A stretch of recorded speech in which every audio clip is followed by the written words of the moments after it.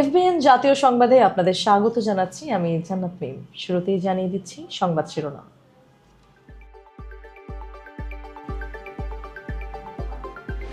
জাতিসংঘ সাধারণ পরিষদের সভাপতি হয়ে দেশে ফিরলেন ডক্টর খলিলুর রহমান। তারেক রহমানের মালয়েশিয়া সফর ঘিরে প্রবাসীদের বড় প্রত্যাশা। শিশু রামিসা হত্যা মামলার শুনানি, রায়ের পথে বিচার কার্যক্রম।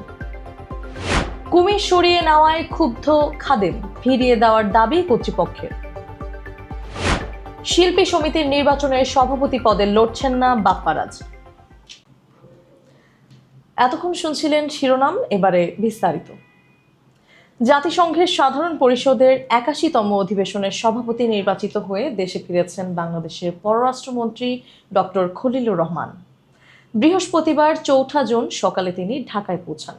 গত ২রা জুন নিউ ইয়র্কে জাতিসংঘ সদর দপ্তরে অনুষ্ঠিত ভোটে ১৯৩ সদস্য রাষ্ট্রের অংশগ্রহণে ৯৯ ভোট পেয়ে তিনি এই মর্যাদাপূর্ণ পদে নির্বাচিত হন।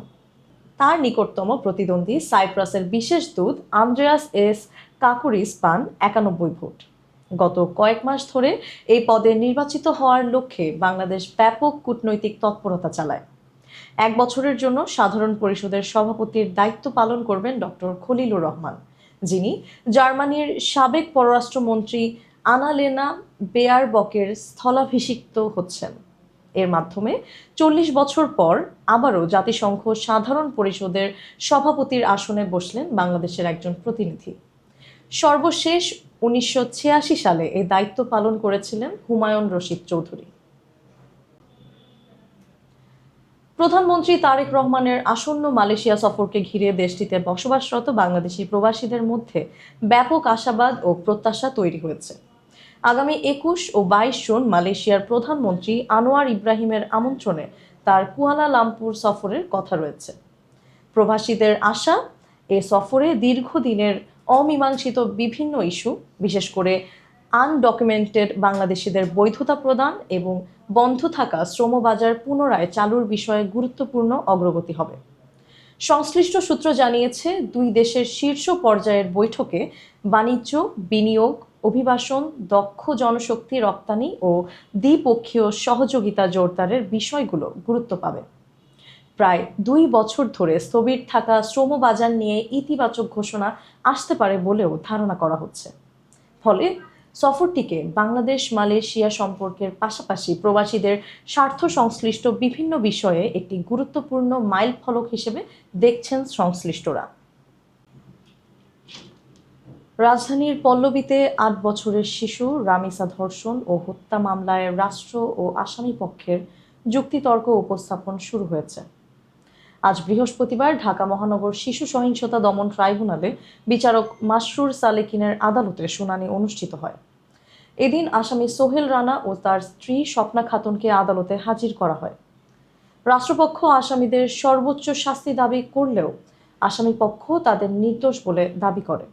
এর আগে আদালত ২ আসামির বিরুদ্ধে অভিযোগ গঠন করে বিচার শুরুর আদেশ দেন এবং অধিকাংশ সাক্ষীর সাক্ষ্য গ্রহণ সম্পন্ন হয়। গত ১৯ মে পল্লবীতে ২য় শ্রেণীর ছাত্রী রামিসাকে ধর্ষণের পর হত্যা করা হয় বলে অভিযোগ রয়েছে। এ ঘটনায় দায়ের করা মামলার তদন্ত শেষে ২ আসামির বিরুদ্ধে অভিযোগপত্র দাখিল করে পুলিশ। বাগেরহাটের ঐতিহাসিক খানজাহান আলী রহমতুল্লাহি আলাইহির মাজার সংলগ্ন দিঘি থেকে একমাত্র মিঠা পানির কুমিরটি সরিয়ে নেওয়ায় ক্ষোভ প্রকাশ করেছেন মাজারের খাদেমরা। ৩ দিন আগে কুমিরের আক্রমণে এক শিশুর মৃত্যু ঘটায় প্রশাসনের সিদ্ধান্তে মঙ্গলবার রাতে কুমিরটি সরিয়ে নেওয়া হয়। পরে বন বিভাগ কুমিরটিকে খুলনার বন্যপ্রাণী উদ্ধার ও পুনর্বাসন কেন্দ্রে স্থানান্তর করে। মাজারের প্রধান খাদেম ফকির তারিকুল ইসলাম দাবি করেন, শত শত বছরের ঐতিহ্যের অংশ এই কুমিরকে সরিয়ে নেওয়া ঠিক হয়নি। তিনি আরও বলেন, কুমিরটি দ্রুত মাজারের দিঘিতে ফিরিয়ে আনা হোক। এর নিরাপত্তায় প্রয়োজনীয় সব ব্যবস্থা নিতে প্রশাসনের সহযোগিতায় তারা কাজ করবেন। একটি দুর্ঘটনার কারণে শত বছরের ঐতিহ্য নষ্ট করা উচিত নয় বলেও তিনি মন্তব্য করেন। তবে অনেক দর্শনার্থী নিরাপত্তার স্বার্থে কুমির অপসারণের সিদ্ধান্তকে সমর্থন জানিয়েছেন। তাদের মতে প্রয়োজনীয় বেষ্টনী নির্মাণ করে ভবিষ্যতে কুমিরটিকে আবারও জনসাধারণের জন্য উন্মুক্ত করা যেতে পারে। উল্লেখ্য, IUCN এর তথ্য অনুযায়ী বাংলাদেশ মিঠা পানির কুমির বহু আগেই বিলুপ্ত ঘোষণা করা হয়েছে।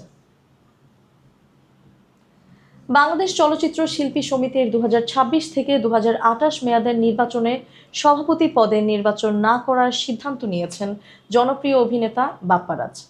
বেশ কিছুদিন ধরেই তাকে সভাপতি পদপ্রার্থী হিসেবে নিয়ে চলচ্চিত্রাঙ্গনে আলোচনা চলছিল, তবে ব্যক্তিগত ব্যস্ততা ও অন্যান্য কারণ দেখিয়ে নির্বাচনী দৌড় থেকে সরে দাঁড়িয়েছেন তিনি। ঘনিষ্ঠ সূত্র জানিয়েছে, বর্তমানে নির্বাচনে অংশ নেওয়ার মতো পরিস্থিতিতে নেই বলেই এই সিদ্ধান্ত নিয়েছেন অভিনেতা। বাপ্পা রাজের সরে দাঁড়ানোর খবরে শিল্পী সমিতির নির্বাচন ঘিরে নতুন আলোচনা শুরু হয়েছে। এখন সভাপতি পদে কারা প্রতিদ্বন্দ্বিতা করবেন তা নিয়ে চলচ্চিত্র সংশ্লিষ্টদের মধ্যে চলছে নানা জল্পনা কল্পনা। এই ছিল আজকের জাতীয় সংবাদ। নিয়মিত সংবাদ পেতে FBN নিউজের সাথেই থাকুন। ধন্যবাদ।